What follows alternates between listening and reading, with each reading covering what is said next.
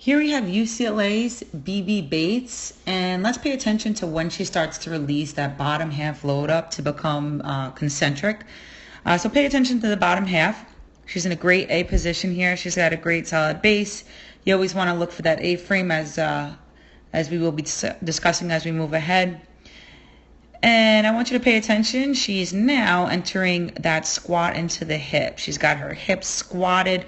Everything is in those hip socket, and the inside pressure is within the legs and hip socket, creating a good solid base and a buildup of pressure from the ground up. She's fully loaded on that backside and in her sockets.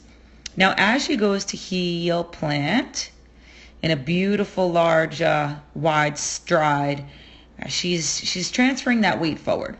Now, the best part, as we know, her upper half is eccentric. The core is still pretty much eccentric at this point.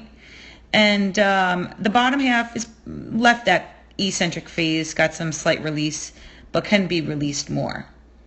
Now, this is the phase when that bottom half, I only want you to pay attention to the bottom half here, ignore the top half. But this is the phase where she begins to release that concentric muscle in the bottom half. So the first step is when she goes to front foot toe touch and heel plant, she'll plant at a 45-degree angle, which will open up that front hip first before anything else on the backside. And there it is. At this point, she is beginning to release the bottom half to be in a concentric phase. From that load, heavy, heavy, heavy, to the release. The load to the release. Now, this is just one load to an explode. Now, the more that you teach your athletes about each segment of the body, the more they'll have a different level of thinking and training when they do target each muscle, knowing that it's an additional load to be trained for an additional explode. This is the phase coming up, as you can see, where she's fully concentric on the bottom half. The bottom half is the first to get to the concentric phase. And at this point, she's pretty much released that muscle.